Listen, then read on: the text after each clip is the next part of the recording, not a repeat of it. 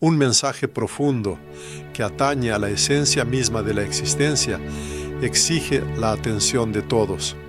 En un futuro no muy lejano, la humanidad será testigo de algo nunca visto, conocerá algo sin precedentes en la historia. En el umbral de cambios grandiosos tendrá lugar un evento que los antiguos profetas legaron y sobre el cual el propio Hijo de Dios, el Señor Jesucristo, advirtió a viva voz, un fenómeno que estremecerá los cielos y causará temblor en las entrañas de la tierra. La grandiosidad de este evento alcanza las esferas celestiales y su esencia, que es la medida de este estado, profana los propios cielos. Su nombre es la abominación desoladora. El Salvador la llamó precisamente así. De manera similar, la describió el profeta Daniel, cuando entre los ídolos paganos de la antigua Babilonia le llegó la voz del Altísimo. Esta profecía no es ni ficción ni alegoría figurada, es una advertencia temible sobre el engaño final y total que se abatirá sobre una humanidad cegada, arrastrada por el espejismo de un falso resplandor. La era moderna se caracteriza porque el mal ha adquirido la capacidad de ser hipócrita. Revistiéndose de virtud, los discursos engañosos han sonado en el lenguaje del consenso universal y el bienestar, y la astucia insidiosa se viste con ropajes de verdad auténtica, prometiendo al mundo la liberación de todos los males, pero sin la participación del Creador. Sin embargo, la Sagrada Escritura anuncia otra noticia. El profeta Daniel recibió una revelación del Señor sobre la llegada del día en que el espacio sagrado sería profanado. Así, en el capítulo 11 del libro del profeta Daniel, en el versículo 31, se registran las siguientes palabras: «Y se levantarán de su parte tropas que profanarán el santuario y la fortaleza, y quitarán el sacrificio continuo, y pondrán la abominación desoladora». Esta profecía indica que en la morada del Señor, en el lugar sagrado de adoración, surgirá algo que pisoteará su santidad, algo que desplazará la verdadera alabanza, algo que osará ocupar el trono que pertenece exclusivamente al Eterno. Y Jesucristo, dirigiendo su mirada a las épocas venideras y a los últimos tiempos, confirmó la antigua advertencia. En el Evangelio de Mateo, capítulo 24, versículo 15, se cita su instrucción directa. Por tanto, cuando veáis en el lugar santo la abominación desoladora de que habló el profeta Daniel, el que lee, entienda. Entonces, los que estén en Judea, huyan a los montes, huyan. Este no fue un llamado al pánico, ni una manifestación de un deseo divino de sumergir a la humanidad en el miedo. Por el contrario, en estas palabras resonaba una profunda advertencia. Todo aquel que muestre indiferencia o negligencia ante las señales de los tiempos, inevitablemente caerá víctima de un engaño insidioso y perecerá en la mentira. El mundo moderno, sin saberlo, prepara diligentemente el terreno fértil para la abominación venidera. En lugar de los tradicionales santuarios de piedra, erige templos monumentales de su propia soberbia. La humanidad construye altares a la vanidad infundada, ignorando al Creador y escudándose bajo la bandera de una falsa libertad, se inclina ante el ídolo de su propio ego.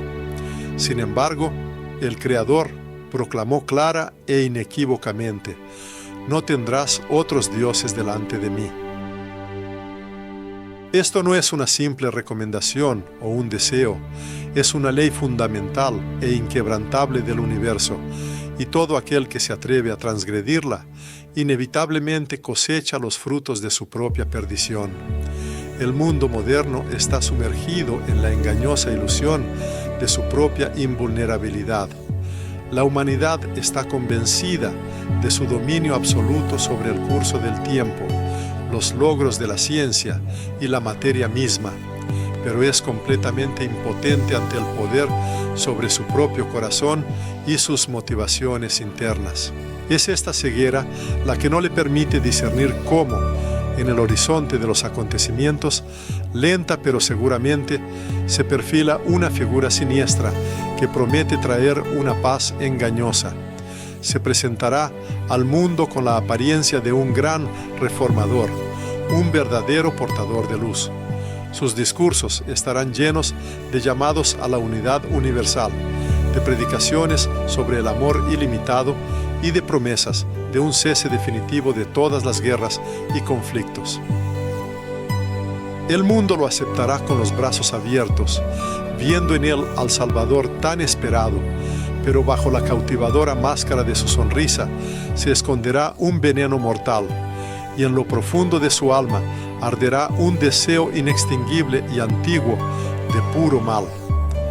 La narración habla de una figura que personifica el mal.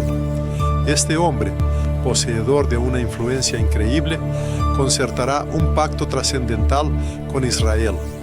Al mundo se le presentará como un gran acuerdo de paz que marcará una nueva era de tranquilidad, pero en esencia resultará ser una trampa insidiosa. En el apogeo de sus promesas de 7 años, pisoteará traicioneramente su palabra. Más aún, osará entrar en el templo reconstruido en Jerusalén y se sentará allí, proclamándose audazmente Dios. Oh, en verdad, cómo se estremecerán los cielos ante tan flagrante blasfemia y sacrilegio sin precedentes. ¿Es concebible que una simple criatura se atreva a usurpar el trono del Creador de todo lo existente? ¿Cómo puede un mortal, creado del polvo de la tierra, declararse eterno y omnipotente? Pero, ¡ay!, así sucederá, porque tal es la sed eterna de Satanás, ocupar el lugar del Altísimo. Ya en tiempos antiguos dijo con orgullo: «Subiré sobre las alturas de las nubes, seré semejante al Altísimo».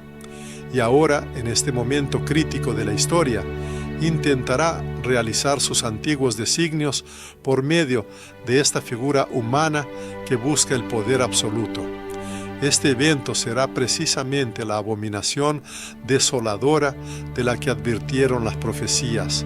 Cuando un hombre se atreva a proclamarse deidad, cuando el engaño reine en el trono de la verdad y el lugar santo, destinado a la adoración del Creador, se convierta en una arena de abominable idolatría, entonces comenzará el período llamado en las Escrituras la Gran Tribulación.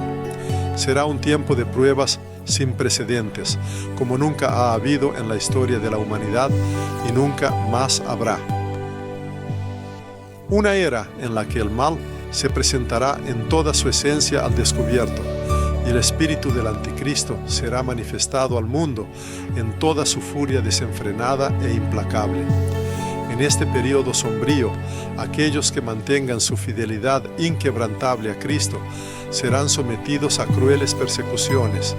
Aquellos que se opongan a adorar al ídolo del falso Dios serán marcados, y a quienes rechacen sus marcas se les negará la posibilidad de realizar cualquier transacción comercial, ya sea comprar o vender.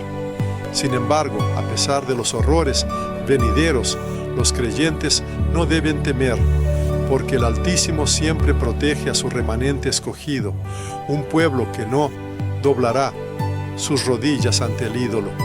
Serán almas que elegirán el camino de la verdad, a pesar de todas las privaciones e incluso a costa de su propia vida, demostrando una fe inquebrantable hasta el final.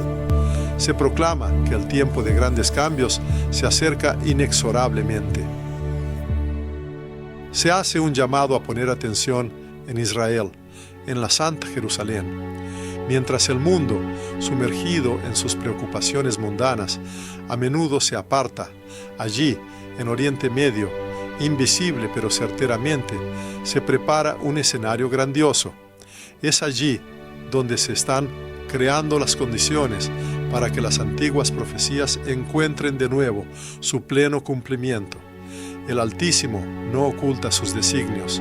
Él advierte a la humanidad: Cada evento venidero, cada paso trascendental, cada astuta artimaña del enemigo, ya están grabados con letras indelebles en la Sagrada Escritura. El profeta Daniel, que vivió rodeado de ídolos en la antigua Babilonia, poseía un don asombroso de la presciencia. Se le reveló el panorama completo del futuro, que se extendía a través de la niebla de los siglos. Él vislumbró los tiempos en que el sacrificio diario sería interrumpido y ocurriría la profanación del santuario.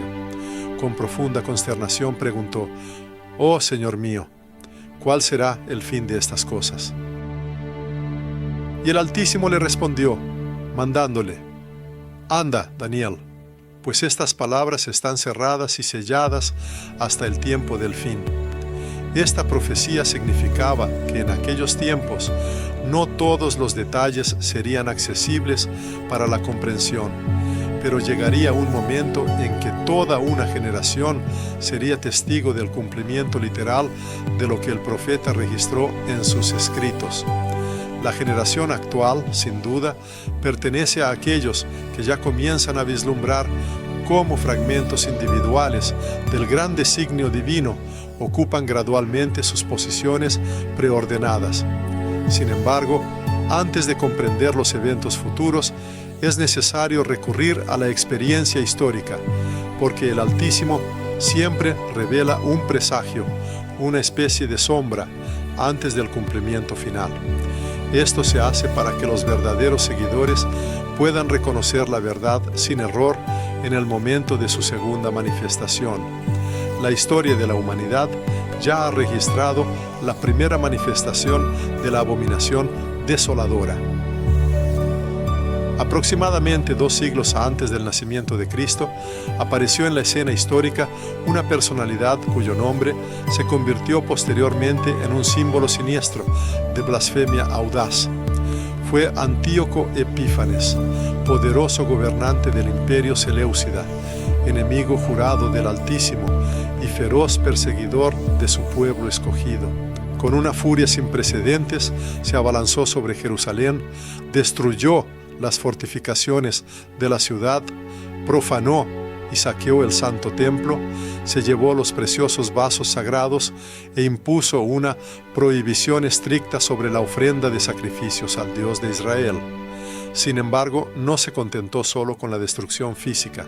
Su objetivo era una profunda humillación espiritual. Directamente en el altar, destinado a ofrendas puras e inmaculadas, erigió un ídolo del dios griego Zeus olímpico. Y allí, en el centro más sagrado del santuario, ordenó el sacrificio de un cerdo, un animal considerado absolutamente impuro según la ley mosaica. Su sangre inmunda fue derramada en Tierra Santa, y los sacerdotes fueron forzados a comer su carne bajo amenaza de muerte inminente. Esto no fue una simple acción política o una casualidad, fue una declaración abierta de guerra espiritual total. Antíoco buscaba demostrar que su propia voluntad superaba la voluntad divina. Audazmente se propuso ocupar el lugar del Altísimo mismo, y el Señor permitió este acto monstruoso no por su debilidad, sino para enseñar una lección a las generaciones futuras, que cada vez que la soberbia humana se revela contra el Creador, el único resultado es una desolación y destrucción completas. El primer libro de los Macabeos, capítulo 1, narra los trágicos eventos de aquellos tiempos. El día 15 de Quisleu, del año 145, el rey erigió la abominación desoladora sobre el altar de los holocaustos, y por todas las ciudades de Judá levantaron altares. Esto se convirtió en uno de los presagios, un cumplimiento parcial de la profecía pronunciada por el profeta Daniel. El santuario fue profanado, los sacrificios sagrados cesaron, y el pueblo de Israel se sumergió en un abismo insondable de aflicción. Sin embargo, incluso en esos tiempos sombríos, a pesar de la severa predicción de Daniel, el Altísimo preservó un remanente fiel de su pueblo. Precisamente de este crisol de persecuciones surgieron los macabeos, hombres cuya fe inquebrantable y determinación fueron tan grandes que hubieran preferido la muerte antes que renunciar a la santidad de los muros del templo. Así, la narración histórica nos enseña que la abominación desoladora no representa solo un episodio del pasado lejano, sino también un profundo arquetipo espiritual. Cada vez que el hombre se atreve a usurpar el trono divino, buscando ocupar el lugar del Altísimo, todo a su alrededor inevitablemente se somete a la devastación y la destrucción. La personalidad de Antíoco Epífanes sirvió solo como un precursor, una sombra de aquel que debe aparecer en el futuro, una imagen profética del anticristo venidero. Y si esta sombra pudo causar tantos sufrimientos insoportables, solo podemos imaginar cuánto dolor causará la plena realidad de este mal cuando se manifieste en toda su plenitud. El propio Jesús, al hablar con sus discípulos, llamó su atención sobre este mismo momento histórico. Sus palabras sonaron así: cuando veáis la abominación desoladora de que habló el profeta Daniel en el lugar santo, entonces, este mandato, a pesar de su aparente severidad, fue una manifestación no de miedo, sino de misericordia ilimitada. El poder supremo, como se sabe, siempre precede sus juicios con claras señales. En la mente de muchas personas surge la pregunta lógica: ¿recuperará el templo su antigua grandeza? La respuesta es afirmativa. Esto no solo es posible, sino que los preparativos activos para este evento ya están en marcha. En nuestros días, en el corazón de Jerusalén, funciona una institución especializada, el Instituto del Templo. En sus muros ya se han creado numerosos atributos sagrados, se han tejido meticulosamente vestiduras para los sacerdotes, e incluso, lo que es notable, se han creado vacas rojas especiales, cuya presencia es indispensable para la realización de los antiguos ritos de purificación. Todos los preparativos necesarios para este evento están en pleno apogeo. Tan pronto como el santuario sea restaurado, el mismo hombre sobre quien Jesús profetizó una vez entrará solemnemente en sus confines y anunciará audazmente: «Yo soy Dios». En ese momento todo el mundo cegado aceptará su mentira por verdad, y numerosas naciones recibirán su aparición con ovaciones entusiastas. Sin embargo, detrás de este esplendor externo y falso triunfo se esconderá una oscuridad insondable e impenetrable. Muchas personas, presas de la desesperación, exclamarán: «Este es el límite. Ha llegado el fin de todo». Pero esto no será el final definitivo. Es solo el momento culminante de una batalla grandiosa, cuyo resultado el Altísimo ya ha predeterminado a su favor. La Sagrada Escritura claramente testifica: el Señor Jesús matará con el espíritu de su boca y destruirá con el resplandor de su venida. Sin duda llegará una era en la que las fuerzas del mal alcanzarán su apogeo, cuando el engaño sonará con más fuerza, silenciando todo lo demás. Pero precisamente en este momento crítico, el bien obtendrá la victoria final. Esto será una señal inequívoca de que la verdad ya está a las puertas, lista para manifestarse al mundo. Por lo tanto, a todos los que prestan atención a estas palabras, se les hace un llamado: no entregarse a la inacción, no perder la esperanza, no mirar el mundo circundante a través del prisma del miedo, sino vislumbrarlo con ojos de esperanza, porque cada evento se desarrolla según el impecable designio divino. Y aunque la oscuridad envuelva el espacio, dentro de cada uno puede arder una llama inextinguible. Es necesario protegerla con diligencia, que el alma se convierta en un santuario inexpugnable, donde no penetrará la inmundicia, que la fe sea como un fuego inextinguible que ningún adversario podrá apagar. Y si estas palabras encuentran eco en lo profundo del corazón, no se debe ignorar este llamado interno, porque ahora, como nunca antes, el Señor busca no contempladores pasivos, sino voces activas, dispuestas a levantarse y proclamar la verdad inmutable. En el momento en que los discípulos se acercaron a Jesús en el sagrado monte de los Olivos, sus voces estaban llenas de ansiedad y en sus ojos se leía un miedo manifiesto. Ante ellos se presentaba la imagen de la futura destrucción del templo, y también observaban cómo la fe de todo el pueblo se debilitaba y desmoronaba implacablemente. Con temblor preguntaron: «Dinos, ¿cuándo serán estas cosas? ¿Y qué señal habrá de tu venida y del fin del siglo?» Jesús, al dirigirles su mirada, vio en ellos no solo curiosos, sino más bien niños a quienes era vital comprender la verdad para no perecer. Y en lugar de una fecha exacta, les dio una especie de mapa, un mensaje integral, destinado a servir de faro fiable para todas las generaciones futuras. Una vez, Él pronunció palabras que resuenan a través de los siglos: «Mirad que nadie os engañe, porque vendrán muchos en mi nombre, diciendo: Yo soy el Cristo, y a muchos engañarán. Y oiréis de guerras y rumores de guerras. Mirad que no os turbéis, porque es necesario que todo esto acontezca, pero aún no es el fin». Precisamente con estas palabras proféticas comienza el capítulo 24 del Evangelio de Mateo, que representa la profecía más clara sobre los tiempos finales, proveniente directamente de la boca del Señor.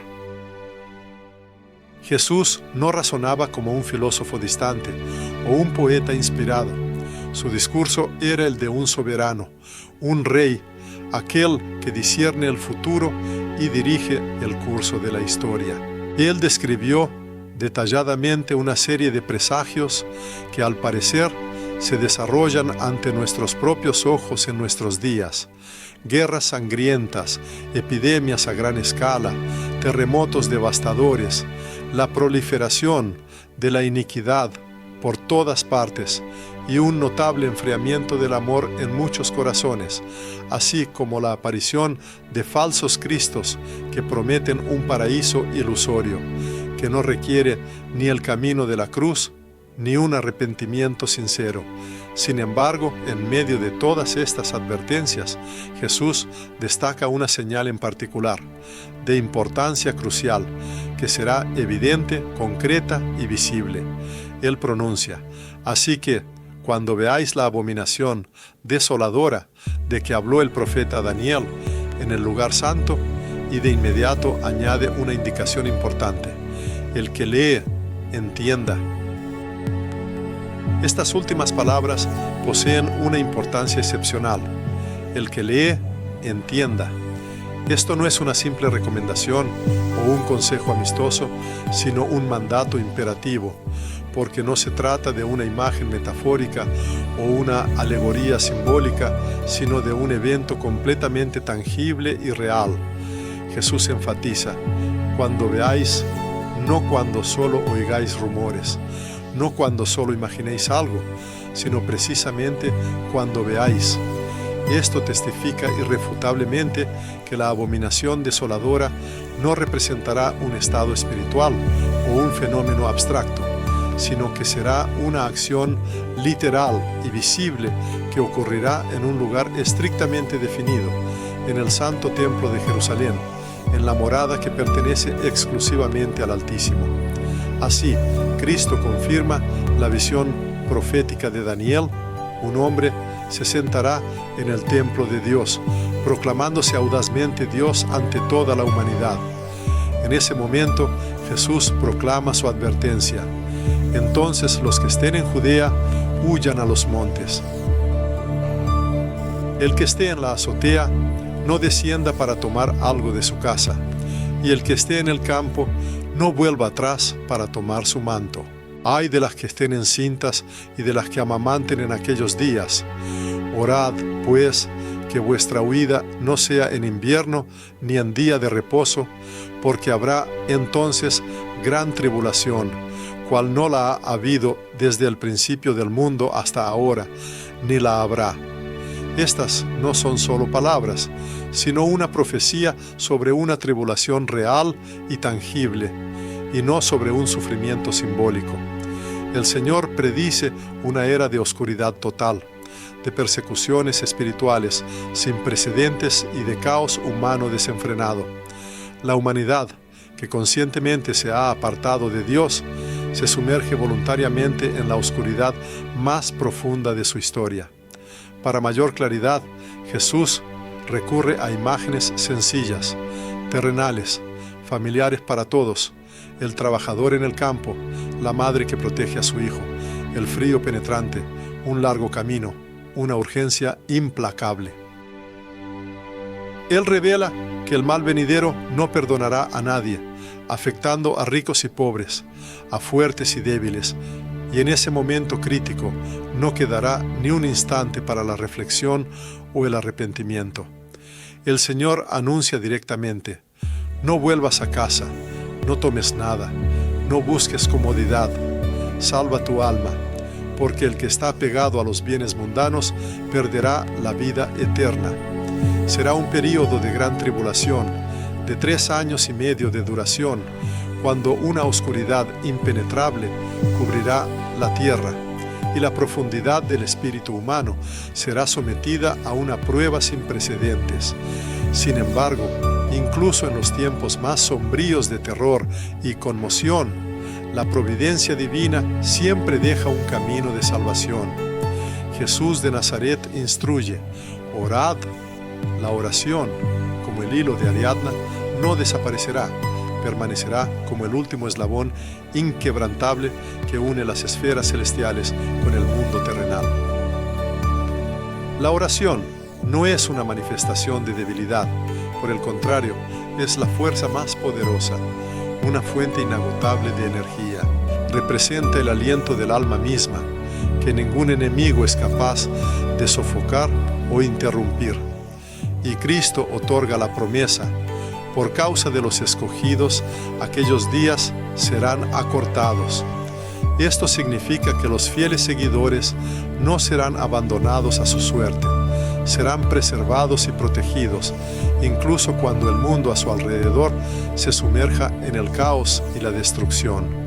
Muchos creen que el fin del mundo es exclusivamente una catástrofe física, una grandiosa conmoción del mundo material. Sin embargo, para el Creador, el fin de la era comienza profundamente en el corazón humano. Llega cuando el hombre pierde la fe, deja de amar y ya no espera su venida. Precisamente por eso, Jesús advierte no solo sobre futuros terremotos y cataclismos naturales, sino también sobre algo mucho más serio y preocupante: el enfriamiento del amor entre las personas. Cuando la llama del amor se extingue, la imagen divina en el hombre se opaca y se desvanece, y entonces la abominación desoladora se instala en el templo del alma. Pero mientras la palabra del Evangelio siga siendo proclamada, mientras aún existan corazones capaces de elevar oraciones, el tiempo de gracia, afortunadamente, aún no ha llegado a su conclusión lógica. Y ahora surge una pregunta lógica: ¿qué oye el hombre observando atentamente el mundo circundante? ¿Qué ve? Los flujos de noticias narran sobre la creciente violencia, la corrupción desenfrenada, la división cada vez más profunda, la frialdad e indiferencia generales, la confusión que envuelve incluso al pueblo de Dios. Estos fenómenos no son simplemente de carácter político, son manifestaciones de una profunda guerra espiritual. Es el rugido inminente del dragón, el eco siniestro del fin que se avecina. Sin embargo, no hay que ceder al miedo, porque Cristo no solo advirtió a sus seguidores, sino que también preparó de antemano un camino de salvación. Él dijo: Cuando estas cosas comiencen a suceder, erguíos y levantad vuestras cabezas, porque vuestra redención está cerca. ¡Qué gloriosa esperanza se abre! Cuando todos los demás bajen la mirada con desesperación, los hijos de Dios las levantarán al cielo. Cuando el mundo busque salvación en los avances tecnológicos y en los gobiernos humanos, los creyentes la buscarán exclusivamente en el Salvador. Sí, se avecina una oscuridad inevitable, pero el que sigue caminando en la luz no tropezará, incluso si el camino resulta extremadamente estrecho y espinoso. El camino que hay que recorrer es estrecho. Para los creyentes se ha concedido una gracia excepcional: vivir en los tiempos actuales, épocas en que las antiguas profecías se revelan ante nuestros propios ojos. Muchos profetas en siglos pasados deseaban ardientemente ver lo que se nos ha revelado, pero no les fue permitido. A nosotros, por el contrario, se nos ha dado esta oportunidad para que no nos rindamos al miedo, sino que mantengamos una inquebrantable firmeza de espíritu. Se nos llama a no endurecer los corazones, a no cerrar la boca. Cada hogar debe convertirse en una especie de pequeña iglesia donde se elevan oraciones, donde reina el amor y donde se espera con impaciencia la venida del Rey Celestial. Porque ciertamente llegará un día en que ya no quedará tiempo para orar, y el único apoyo será la fe que fue cuidadosamente guardada en el interior. El tiempo que se nos ha concedido se acorta rápidamente. Sin embargo, la esperanza permanece ilimitada, porque aquel que dio la promesa de regresar no tardará en cumplirla.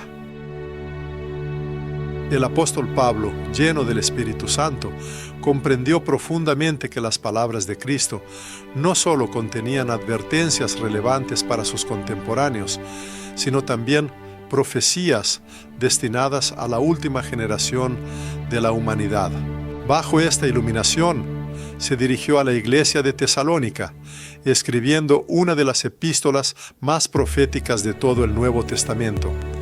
Esta carta hoy resuena con una fuerza y agudeza sin precedentes, superando todos los tiempos anteriores. El apóstol recibió noticias de que algunos de los creyentes estaban confundidos, creyendo erróneamente que el día del Señor ya había llegado. Y Pablo, investido de autoridad apostólica y espiritual, les declaró resueltamente: no, aún no. Antes de la venida del Señor, algo terrible debe suceder, un evento sin precedentes en su naturaleza. Debe manifestarse el hombre de pecado, el hijo de perdición. Escuchemos atentamente las palabras completas registradas en la Sagrada Escritura. En la segunda epístola a los Tesalonicenses, capítulo 2, versículos 1-4, leemos lo siguiente: Pero con respecto a la venida de nuestro Señor Jesucristo y nuestra reunión con Él, os rogamos, hermanos, que no os dejéis mover fácilmente de vuestro modo de pensar, ni os conturbéis, ni por espíritu, ni por palabra, ni por carta, como si fuera nuestra, en el sentido de que el día del Señor está cerca. Nadie os engañe en ninguna manera, porque no vendrá sin que antes venga la apostasía y se manifieste el hombre de pecado, el hijo de perdición, el cual se opone y se levanta contra todo lo que se llama Dios o es objeto de culto, tanto que se sienta en el templo de Dios como Dios, haciéndose pasar por Dios. Estas penetrantes líneas de la epístola apostólica descorren el velo sobre un profundo misterio. Si el Señor Jesucristo principalmente señalaba una acción concreta, la llamada abominación desoladora, el apóstol Pablo, a su vez, presenta a los creyentes no solo la atrocidad misma, sino también a su principal ejecutor, una persona concreta. Él subraya que no se trata de una idea abstracta o una figura simbólica, sino de una verdadera persona humana, destinada a ser un instrumento de las fuerzas diabólicas.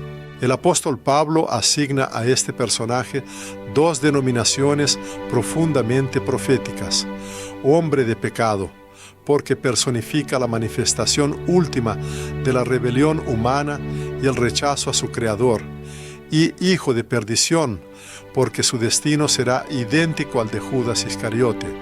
Es una condenación inevitable y eterna. Una figura, sin duda, encarnará el colmo de toda soberbia. Desafiará todo lo que se considera sagrado. Se levantará contra cada altar, contra cada oración sincera, contra todo lo que recuerda la presencia divina. En última instancia, esta personalidad cometerá el acto más audaz y blasfemo en la historia de la humanidad. Se sentará en el templo de Dios, proclamándose Dios mismo. La epístola apostólica está desprovista de alegorías. Indica con suma claridad que este terrible acto ocurrirá en el naos, es decir, en un santuario literal, no simbólico, sino físico, tangible, que será erigido en Jerusalén. Esto significa que para el cumplimiento de esta profecía es necesaria la reconstrucción del templo, y muchas señales atestiguan el acercamiento ineludible de este día. Hoy, mientras la mayor parte del mundo está sumergida en un sueño apacible, se realizan activamente los preparativos, se fabrican los instrumentos necesarios, las vestiduras rituales, se preparan los sacrificios.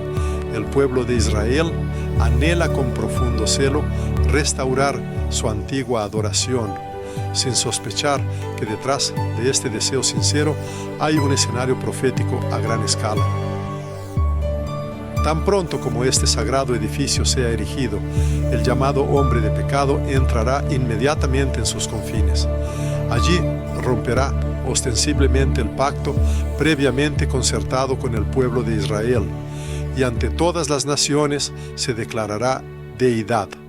Este momento será el cumplimiento exacto de la abominación desoladora predicha, y desde este santuario exigirá la adoración universal. La mayor parte del mundo aceptará incondicionalmente sus palabras y pretensiones, porque demostrará señales asombrosas, milagros y, lo que es especialmente importante, muchas señales engañosas que inducen al error. La fuente de su poder no será la naturaleza humana, sino fuerzas oscuras y demoníacas. Engañará hábilmente a grandes masas de personas, usando una máscara de virtud ostentosa, pronunciando discursos inspiradores sobre la paz universal y dando generosas promesas de lograr la unidad.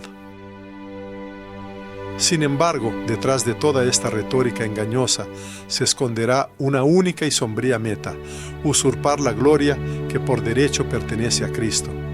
El apóstol Pablo, continuando sus enseñanzas en el mismo capítulo, revela el futuro diciendo: aquel cuyo advenimiento es por obra de Satanás, con gran poder y señales y prodigios mentirosos, y con todo engaño de iniquidad para los que se pierden, por cuanto no recibieron el amor de la verdad para ser salvos. Este momento requiere especial atención. No recibieron el amor de la verdad. No afirma que les faltara el conocimiento de la verdad, sino que subraya la ausencia de amor hacia ella. Precisamente aquí se esconde el secreto más importante. El anticristo no podrá engañar a quien ama sinceramente la verdad, incluso si su luz a veces quema, exigiendo una dolorosa abnegación y renuncia a la comodidad habitual. Porque el amor a la verdad es inseparable del amor a Cristo, y el verdadero amor al Salvador implica una disposición total a sacrificar absolutamente todo por Él. Luego, el apóstol profundiza en las revelaciones proféticas, revelando que el misterio de la iniquidad ya está obrando en el mundo. Esto testifica que el espíritu del anticristo se infiltra sutilmente en los corazones humanos, distorsionando los sagrados dogmas de la fe y debilitando incesantemente los pilares morales de la conciencia. A esto le sigue la enigmática profecía de Pablo: ahora hay quien lo detiene, hasta que Él, a su vez, sea quitado de en medio. Surge la pregunta: ¿quién en la era actual sirve de barrera para el desenfreno total del mal? Los santos padres y ascetas del Espíritu han interpretado unánimemente estas palabras como una referencia al Espíritu Santo, que obra invisiblemente a través de su Iglesia. Así, la Iglesia se presenta como un potente freno que contiene el embate de las fuerzas infernales. Mientras en el mundo viva la verdadera fe, mientras se eleven oraciones sinceras y se ofrezcan servicios sacrificiales, el mal no es capaz de manifestarse en toda su plenitud destructiva. Sin embargo, llegará el día predicho en que la Iglesia no será destruida, sino arrebatada, elevada al encuentro de su Señor. Y cuando esta barrera divina sea removida, el misterio de la iniquidad se desatará, irrumpiendo sin resistencia alguna, envolviendo al mundo con su oscuridad impenetrable. Entonces, según las profecías, aparecerá en la escena histórica el llamado hombre de pecado, cuya gloria ostentosa pero ilusoria, sin embargo, no durará mucho. El apóstol Pablo proclama con inquebrantable certeza: y entonces se manifestará aquel inicuo, a quien el Señor matará con el espíritu de su boca y destruirá con el resplandor de su venida. Esta es una imagen verdaderamente majestuosa e impresionante que se revela ante la vista del creyente. El mismo Cristo, que una vez fue llevado dócilmente al matadero como un cordero inocente, regresará a la tierra en todo su poder como el león victorioso de la tribu de Judá. Y con una sola palabra suya, con un solo aliento de su boca, destruirá sin dificultad a este audaz usurpador que usurpó el poder divino. Así será finalmente concluida la larga historia del engaño universal, y así llegará a su fin el dominio de la mentira sobre la humanidad. El anticristo será destruido, y con él caerá todo sistema que se atrevió a rebelarse contra el Altísimo. Su falso profeta será arrojado al lago de fuego, y entonces el reino de Cristo resplandecerá en toda su gloria sobre una tierra renovada y transformada. Pero mientras este día glorioso y tan esperado aún no ha llegado, el apóstol Pablo deja a las generaciones futuras no solo una estricta advertencia, sino también una promesa consoladora. La advertencia suena así: no se dejen engañar, porque el engaño será tan grande y sofisticado que incluso los escogidos pueden confundirse. No se debe confiar en quien ofrece salvación ignorando la cruz y su sacrificio redentor, o en quien predica el Evangelio sin un arrepentimiento sincero. Y la promesa que otorga esperanza, el Señor ciertamente preservará a sus fieles seguidores. Aquellos que aman sinceramente la verdad y la buscan, serán fortalecidos por su fuerza inmutable. Aquellos que soporten todas las pruebas hasta el final, serán testigos de la victoria final del Cordero. Así, para los hijos espirituales de la Iglesia, ahora no deben entregarse a la indiferencia espiritual, buscar una confesión serena o limitarse a una piedad externa. Por el contrario, ha llegado el momento de revivir el fervor original, arrepentirse de los pecados, elevar oraciones sinceras con lágrimas y mantener la luz interior como una lámpara encendida. Porque el adversario del género humano actúa activamente en el mundo, difundiendo el mal entre las personas. Sin embargo, el Consolador, el Espíritu Santo, continúa morando entre los creyentes. Y mientras el Espíritu de Dios habite en la Iglesia, la oscuridad no podrá obtener la victoria final. La realidad circundante avanza inexorablemente hacia la realización de las profecías que predicen estos eventos. Las estructuras globales integrales, las doctrinas, las corrientes filosóficas y los actos legislativos que van en contra de los principios fundamentales de la fe, cada elemento de este proceso evidencia una única aspiración. Es la aspiración a un sistema estatal que rechaza la guía divina, a una práctica espiritual desprovista de la figura central del Salvador, a la autodeificación del género humano, al culto del antropocentrismo. En esto se manifiesta la esencia del principio anticristiano. Y cada vez que las personas proclaman su autosuficiencia, rechazando al Creador, esto se convierte en un paso más en la edificación del trono para aquel que es llamado el hombre de pecado. Sin embargo, el creyente, el hijo espiritual de la Iglesia, no debe ceder al miedo. Por el contrario, debe observar atentamente las señales de la época, discernir los presagios del futuro y mantener una inquebrantable firmeza en sus convicciones, porque los eventos que se aproximan no presagian la pérdida de la esperanza, sino que son precursores de la venida del reino. Sin duda, el llamado hombre de pecado se manifestará en toda su plenitud. Sin embargo, su ascenso está predestinado solo para su posterior derrocamiento.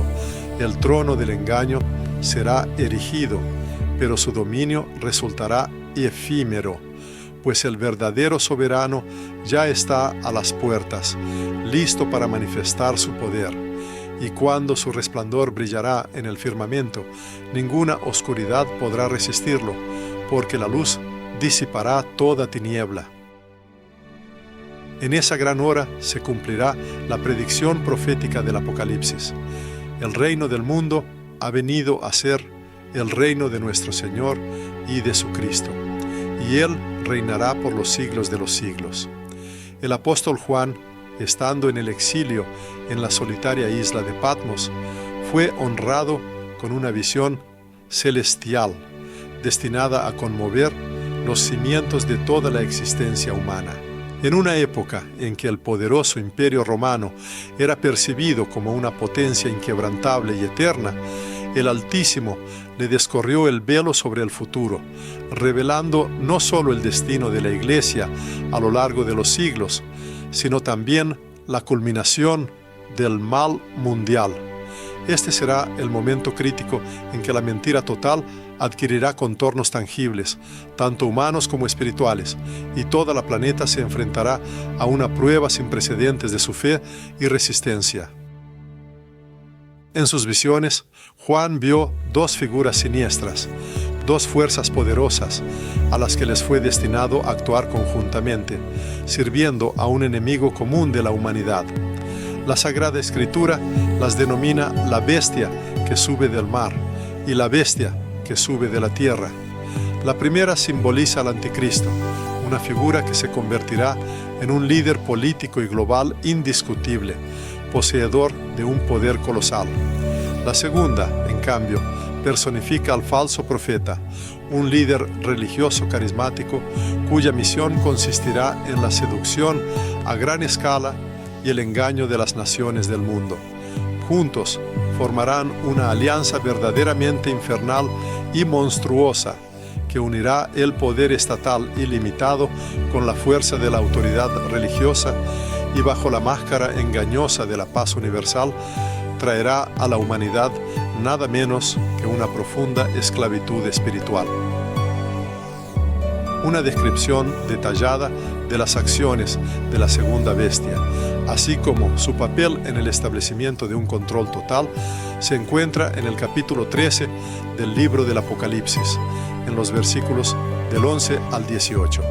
Allí se dice claramente: «Después vi otra bestia que subía de la tierra, y tenía 2 cuernos semejantes a los de un cordero, pero hablaba como dragón, y ejerce toda la autoridad de la primera bestia en presencia de ella, y hace que la tierra y los moradores de ella adoren a la primera bestia, cuya herida mortal fue sanada.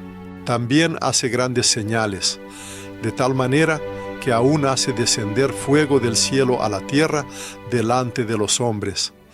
y engaña a los moradores de la tierra con las señales que se le ha permitido hacer en presencia de la bestia, mandándoles a los moradores de la tierra que le hagan imagen a la bestia que tiene la herida de espada y vivió.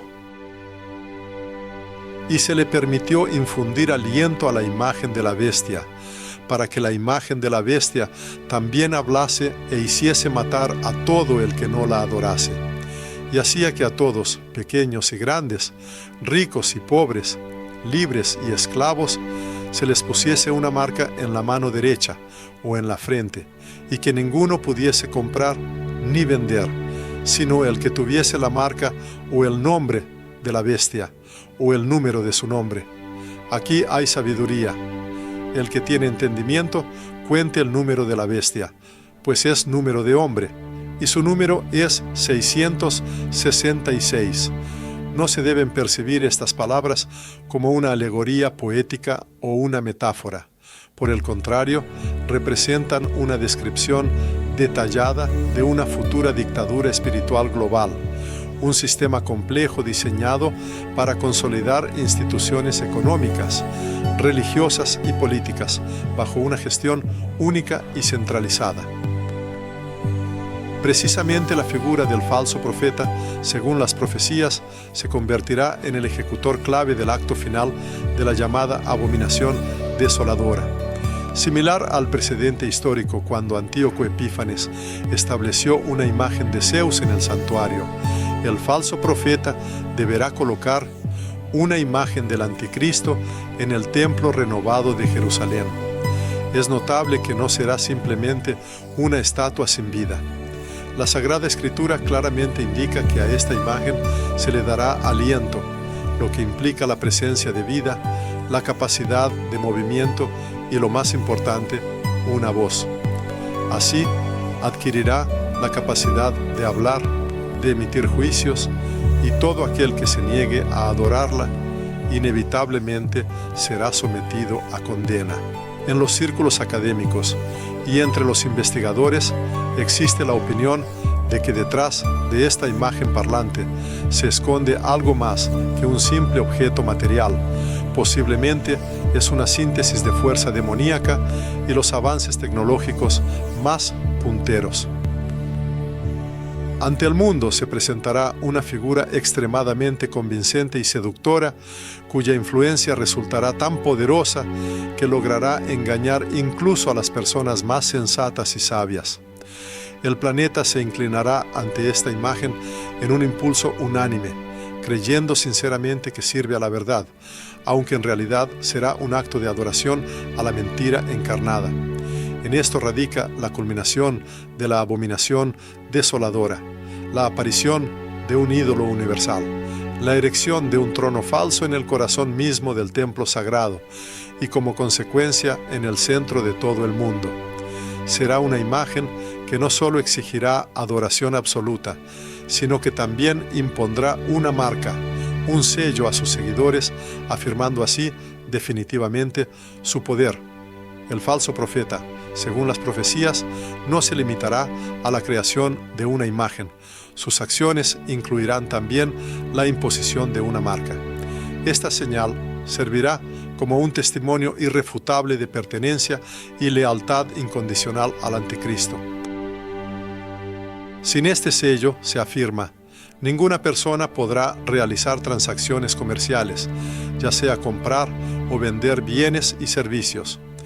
Estas circunstancias hacen reflexionar sobre la magnitud de lo venidero. Así, los eventos futuros se presentarán no solo como un fenómeno puramente religioso, sino también como un mecanismo económico integral. La esclavitud espiritual, inicialmente dirigida a las mentes y las almas, evolucionará hacia un control total y abarcador sobre cada esfera de la existencia humana. En este umbral, la fe en los ideales superiores y la supervivencia física elemental inevitablemente entrarán en un enfrentamiento irreconciliable. El famoso número de la bestia, 666, en los textos escatológicos se interpreta como un símbolo de perfección ilusoria, que personifica el audaz intento de la humanidad de ascender al estatus divino, ignorando al Dios verdadero. El número 6 se asocia tradicionalmente con el hombre, denotando una creación desprovista de la participación del Creador. Cuando este número, que simboliza la esencia humana, se repite 3 veces, se interpreta como una triple manifestación de soberbia, el intento del hombre de usurpar el papel del Creador y reemplazar a la Santísima Trinidad, Padre, Hijo y Espíritu Santo. Precisamente en este acto de autoexaltación nace el llamado sello del infierno. La Sagrada Escritura del Apocalipsis advierte con suma claridad: todo aquel que acepte voluntariamente esta marca, quien se incline en adoración a la bestia y a su imagen, inevitablemente se enfrentará al juicio eterno. En el capítulo 14, versículos 9 y 10, la palabra profética dice: si alguno adora a la bestia y a su imagen, y recibe la marca en su frente o en su mano, él también beberá del vino de la ira de Dios, vino puro vaciado en el cáliz de su ira, y será atormentado con fuego y azufre delante de los santos ángeles y del Cordero. Este es un umbral sin retorno, un punto de inflexión crítico en que la humanidad será puesta ante una elección ineludible entre la verdad inquebrantable y la mentira seductora, entre la luz de Cristo y la oscuridad del anticristo. Y aquí es necesario comprender algo profundamente importante. La esencia de la cuestión se extiende mucho más allá de un simple microchip o cualquier otra tecnología visible. Se trata de un acto fundamental de adoración, de la concertación, de una alianza espiritual, de la entrega voluntaria del alma al enemigo. Porque antes de que esta marca se imprima en la piel, ya estará profundamente arraigada en los corazones de aquellos que amaron este mundo más que a su Creador. El apóstol Juan también vislumbró los eventos subsiguientes que se desarrollarían después de esta imposición. Él previó persecuciones despiadadas contra todos los que se negaran a someterse al poder de la bestia. Israel será atacado. La iglesia será objeto de persecuciones feroces y los santos sufrirán el martirio. Sin embargo, en medio de la confusión y desolación generales, Dios protegerá a su remanente fiel. En el capítulo 12 del Apocalipsis, el texto sagrado narra: y se le dieron a la mujer las 2 alas de la gran águila, para que volase de delante de la serpiente al desierto, a su lugar, donde es sustentada por un tiempo, y tiempos, y la mitad de un tiempo. La figura de la mujer en este contexto personifica al pueblo de Dios. El desierto aquí actúa como símbolo de un refugio divino, un lugar donde los fieles seguidores encontrarán salvación y protección durante los últimos 3 años y medio de tribulación. El Señor nunca abandona a sus hijos. Incluso en la hora más oscura, Él siempre provee un camino de salvación para aquellos que confían en Él. Silencio. El falso profeta se afirma, se manifestará, demostrando señales que serán solo una imitación hábilmente ejecutada de los verdaderos milagros del Espíritu Santo. Se le atribuye la capacidad de hacer descender fuego del cielo, otorgar curaciones y pronunciar profecías. Sin embargo, todas estas acciones estarán desprovistas de verdadera fuerza, ya que su fuerza motriz no será el amor, sino una soberbia devoradora.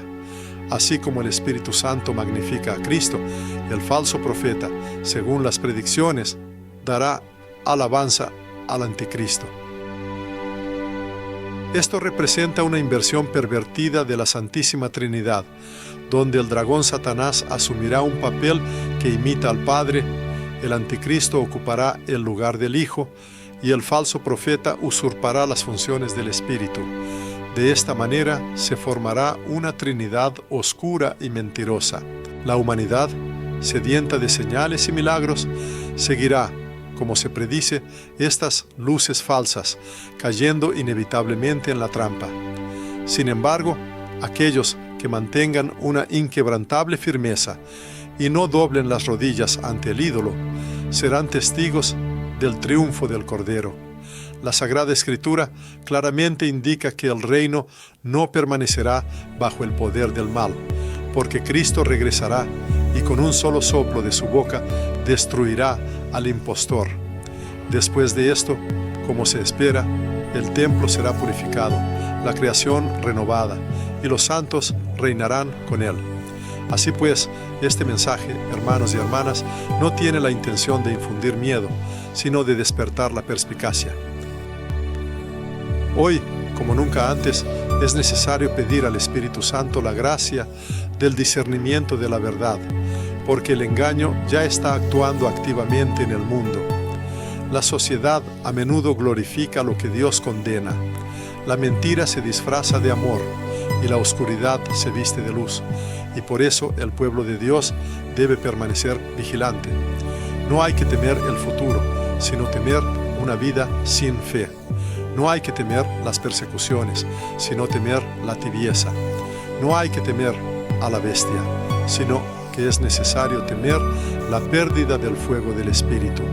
El tiempo se acorta rápidamente, las horas proféticas se aceleran, pero mientras exista al menos un creyente orando, una lámpara encendida en la oscuridad, el mal no podrá pronunciar la última palabra, porque en el momento en que la bestia se siente en su trono, los cielos se abrirán, y el Cordero regresará con fuerza y gloria incomparables para juzgar, reinar y redimir. Y entonces resonará una voz que llenará todo el universo proclamando: ha caído la gran Babilonia, porque fuerte es el Señor Dios que la juzga. Y luego: bien, siervo bueno y fiel, entra en el gozo de tu Señor.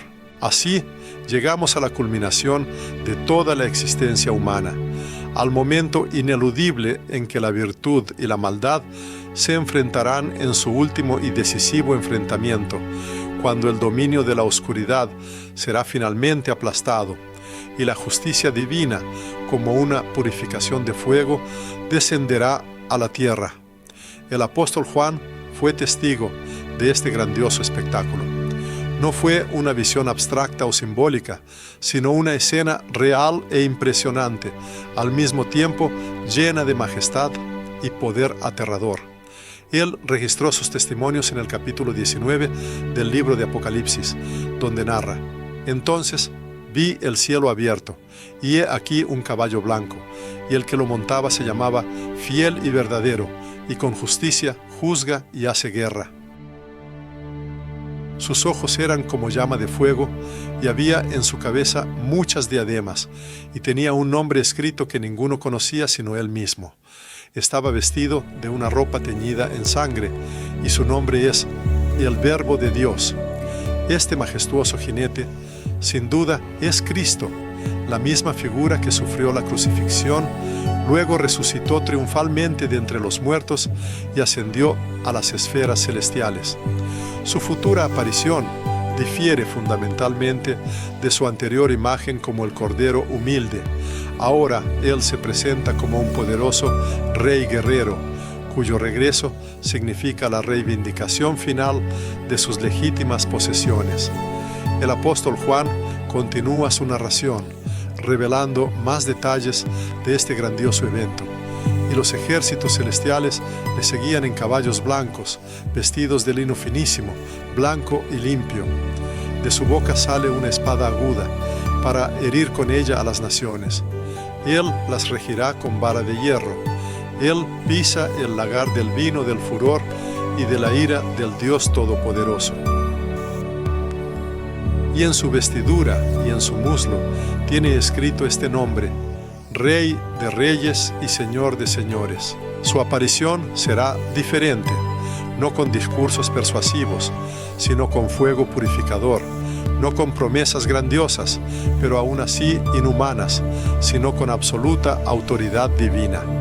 El firmamento se abrirá como un majestuoso telón, y su rostro se revelará a la vista de cada persona, sin excepción, incluso a aquellos que anteriormente rechazaban conscientemente su presencia y enseñanza. Ese día estará marcado por un gran juicio, un momento en que las fuerzas del mal mundial, representadas por el anticristo y el falso profeta, serán finalmente capturadas e inmovilizadas. La Sagrada Escritura testifica sobre este evento. Y vi a la bestia, a los reyes de la tierra y a sus ejércitos, reunidos para guerrear contra el que montaba el caballo y contra su ejército. Y la bestia fue apresada, y con ella el falso profeta, que había hecho las señales delante de ella, con las cuales había engañado a los que recibieron la marca de la bestia, y habían adorado su imagen. Estos dos fueron lanzados vivos dentro de un lago de fuego que arde con azufre. Así, el dominio de la oscuridad llegará a su fin, no gracias a los esfuerzos de ejércitos terrenales o a la sabiduría de los gobernantes, sino por la poderosa palabra que saldrá de la boca del propio Cristo, aquel que una vez trajo a la existencia todo el vasto universo. Con una sola voz suya, con la misma voz omnipotente, aplastará todo engaño y mentira. Y entonces el antiguo dragón, la encarnación del mal, Satanás, será atado de forma segura. En el capítulo 20 del libro del Apocalipsis de Juan, el teólogo se describe detalladamente este evento. Vi a un ángel que descendía del cielo, con la llave del abismo y una gran cadena en la mano. Y prendió al dragón, la serpiente antigua, que es el diablo y Satanás, y lo ató por 1000 años, y lo arrojó al abismo, y lo encerró, y puso su sello sobre él, para que no engañase más a las naciones. Llega una era de 1000 años de paz, un milenio de justicia absoluta, cuando Cristo reinará, y el rostro de la tierra será completamente transformado. En este período bendito, no habrá lugar para guerras destructivas, lágrimas amargas o idolatría perniciosa. El mundo volverá a su estado original, recordando aquella creación donde Dios mismo habitaba libremente entre la humanidad. Las almas santas compartirán con Él el dominio. Mártires, fieles servidores y todos aquellos que se negaron a adorar a la bestia y a su imagen, resucitarán para vivir y reinar con Cristo. Esto será la culminación de todas las promesas divinas, la encarnación del reino del Cordero, un reino de verdad inquebrantable, al que no le será destinado conocer el fin. Sin embargo, incluso después de este majestuoso milenio de paz, las Sagradas Escrituras anuncian que Satanás será liberado de su prisión por un período muy breve. Él hará un último y desesperado intento de levantarse en rebelión, reuniendo naciones de todos los confines del mundo contra la ciudad amada.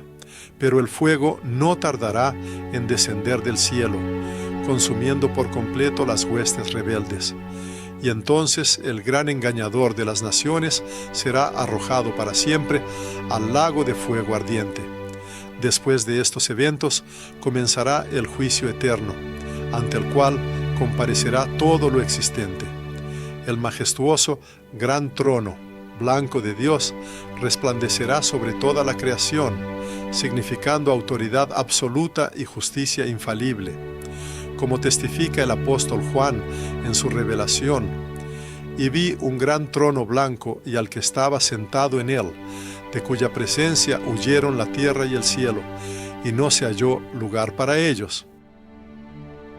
Y vi a los muertos, grandes y pequeños, de pie ante Dios, y los libros fueron abiertos, y otro libro fue abierto, el cual es el libro de la vida, y fueron juzgados los muertos por las cosas que estaban escritas en los libros, según sus obras. Cada alma individual se encontrará ante el juicio, y ni una sola acción quedará oculta. Aquellos cuyos corazones se inclinaban hacia la oscuridad verán ante sí una oscuridad infinita. Sin embargo, aquellos que de todo corazón se esforzaron por la luz, que mantuvieron inquebrantablemente su devoción y fe hasta el final de su camino terrenal, tendrán el privilegio de escuchar las palabras más melodiosas y reconfortantes jamás pronunciadas. Venid, benditos de mi Padre, heredad el reino preparado para vosotros desde la fundación del mundo. En ese momento, el poder de la muerte será finalmente aplastado, el abismo del infierno desaparecerá para siempre, y el Altísimo procederá a crear todo de nuevo, creando un mundo perfecto. En el capítulo 21 de sus escritos, el apóstol Juan narra: vi un cielo nuevo y una tierra nueva, porque el primer cielo y la primera tierra pasaron, y el mar ya no existía más. Así describe lo que vio, subrayando la completa transformación de la creación. Luego, según el testimonio del propio Juan, ante su vista se presentó la santa ciudad, la Nueva Jerusalén, que descendía majestuosamente de Dios del cielo, como una novia ataviada con esmero y exquisitez para encontrarse con su esposo. Y entonces, como él continúa, resonó una potente voz del cielo, anunciando: «He aquí el tabernáculo de Dios con los hombres, y Él morará con ellos, y ellos serán su pueblo, y Dios mismo estará con ellos como su Dios». En verdad, es una visión majestuosa y gloriosa. El Creador mismo del universo morará en medio de su creación, y el cielo y la tierra estarán unidos para siempre en una unidad indisoluble. Todos los sufrimientos terrenales, el dolor, la soledad, la amargura de la traición, la muerte misma, todo esto quedará en el pasado, desapareciendo para siempre de la existencia. Enjugará Dios toda lágrima de los ojos de ellos, y ya no habrá muerte, ni habrá más llanto, ni clamor, ni dolor, porque las primeras cosas pasaron. Así, la sombría crónica del pecado llegará a su fin, y comenzará una era infinita de amor puro y total. El Cordero mismo se convertirá en una luz inextinguible que iluminará la Nueva Jerusalén. No habrá templo tradicional en ella, porque el Señor Dios Todopoderoso y el Cordero son su único y completo templo. Y del trono de Él fluirá un río de agua de vida, cristalino, y en sus orillas benditas crecerá el árbol de la vida, cuyas hojas traerán sanidad a todas las naciones.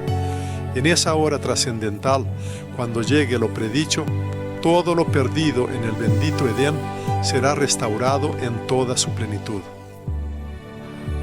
El hombre recuperará la posibilidad de morar junto a Dios, pero ya no con el temor de un siervo humilde, sino en la cercanía confiada de un hijo amado.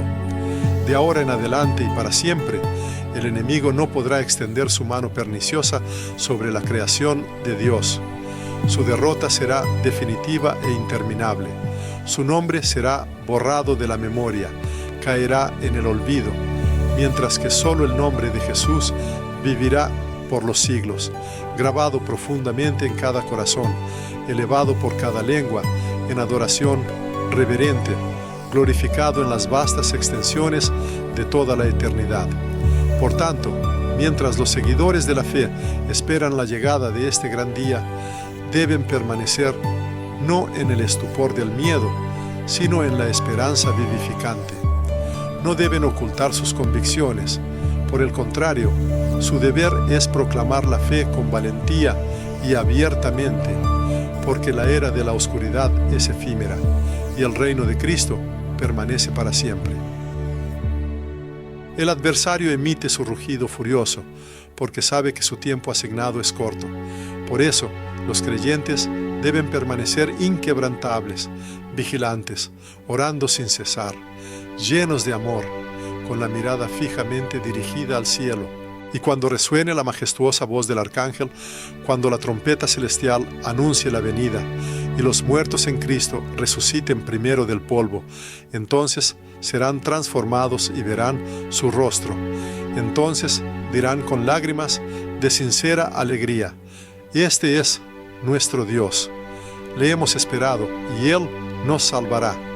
Y tendrán el privilegio de escuchar la voz suave pero omnipotente del Cordero, proclamando: He aquí, yo hago nuevas todas las cosas. Estos eventos marcarán la conclusión del gran misterio y el comienzo de una gloria interminable. La historia de la humanidad no termina en caos y destrucción, sino en la victoria triunfal de Cristo. Y esta victoria ya está predestinada. Por lo tanto, mientras el mundo busca respuestas en la vanidad, los seguidores de Cristo llevarán al mundo un mensaje de esperanza. Mientras otros ceden a un miedo opresivo, ellos levantarán la bandera del amor, porque el Cordero que fue sacrificado ya ha obtenido la victoria final.